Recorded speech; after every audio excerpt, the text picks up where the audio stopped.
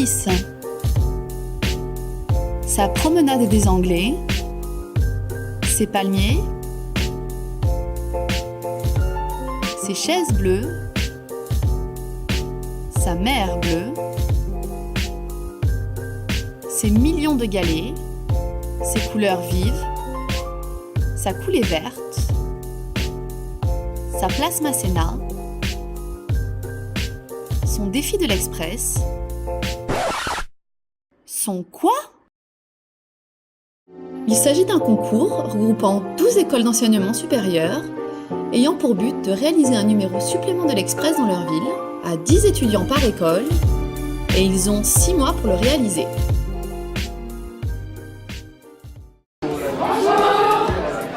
Manon, Salomé, Laura, Élie, Louana, Solène, Valentin, Elisa, Nuage, Estelle sont les 10 étudiants qui représenteront l'école ECS de Nice pour cette 29e édition.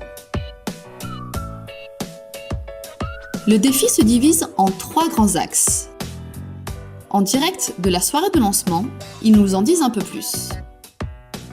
Je suis le responsable rédaction, mon rôle il est très simple, c'est d'assurer la finalisation du chemin de fer du magazine qui sortira donc courant mars.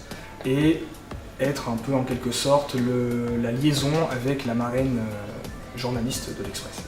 L'un des challenges pour ce pôle est la rédaction d'un dossier de une après une enquête sur le terrain. On peut pas vraiment dévoiler donc la une, ni le gros dossier, ni même la personnalité qui sera interviewée pour le grand entretien. Voilà, ce que je peux dire, c'est que ça portera sur l'innovation niçoise. Voilà. Le second pôle concerne la régie publicitaire et c'est Solène qui nous en parle. Moi je suis responsable publicité, du coup je dois m'occuper de faire les comptes rendus quand on voit Thomas, c'est notre parrain, il a travaillé pendant des années en régie publicitaire donc il est très briefé sur le sujet. Et après on doit s'occuper de démarcher des annonceurs qui seraient susceptibles d'acheter de la publicité dans l'Express. Sa principale mission est donc d'aller à la rencontre de partenaires. Du coup ça a commencé ce soir avec la soirée de lancement, on a appelé ça la soirée partenariat pour justement leur faire comprendre que c'était vraiment pour leur faire participer au projet. Et après, ça va être surtout faire jouer le réseau de Franck, qui lui aussi était un grand publicitaire auparavant. Pour ce qui est communication vraiment print et digital, on va essayer de prendre grosses entreprises. Et tout ce qui est petits restaurants, etc., ça va être un petit peu échange de bons procédés. Par exemple, on parle d'eux sur notre site, par exemple, où on publie des articles un peu tout le temps, et eux parlent de nous autour d'eux, partagent l'article pour qu'on ait des gemmes supplémentaires, et du coup ça rentre dans les critères de notation pour pouvoir remporter le défi, etc. Tout hebdomadaire se doit d'être vendu. Et en ce qui concerne les techniques de vente, c'est Elisa qui nous en parle. Alors moi, mon rôle, c'est vraiment vraiment que tout le monde soit au courant de l'arrivée du magazine. Il faut que en mars, tout le monde sache que le défi Express CS Nice sort son supplément spécial Nice. La promotion des ventes, c'est-à-dire ? Pour la promotion des ventes, on ne peut pas vraiment dévoiler tout ce qu'on a prévu. Mais il faut savoir qu'il y aura de nombreuses opérations promotionnelles, donc notamment des soirées, des événements caritatifs, sportifs. Il y aura beaucoup de relations avec le public. Et donc voilà, on va mettre en place plein de façons de vendre notre magazine, de le faire connaître. Pour la vente, une fois que le magazine est sorti, ça se déroule sur une semaine de vente.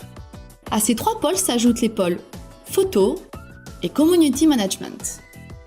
Et comme un défi ne se gagne jamais seul, c'est avec des mots forts que le directeur de l'école encourage ses étudiants. Cette promotion, le CS3 a décidé de relever le défi, de gagner ce défi. Pour cela, il fallait évidemment qu'il y ait une soirée de lancement pour cristalliser un peu toutes les énergies, la leur d'abord, et puis transmettre cette énergie à tout un collège de partenaires qu'il est important de mobiliser autour du projet. Cet Express-là va sortir une actualité très forte sur Nice. Ils ont beaucoup de choses à mettre en avant sur Nice et sa métropole et sa région.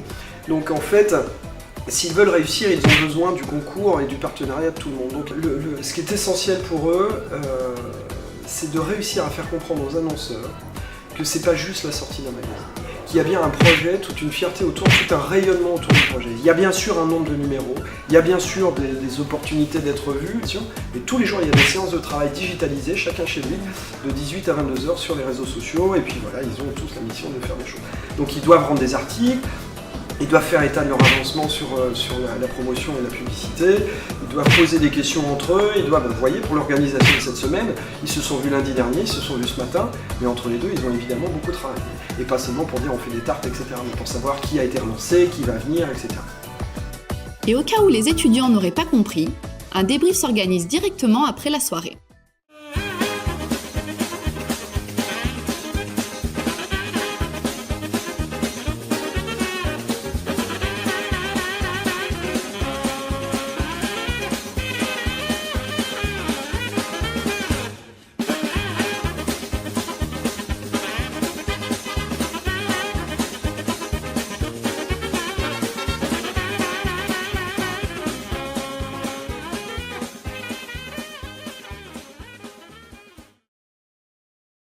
Yeah, yeah, yeah.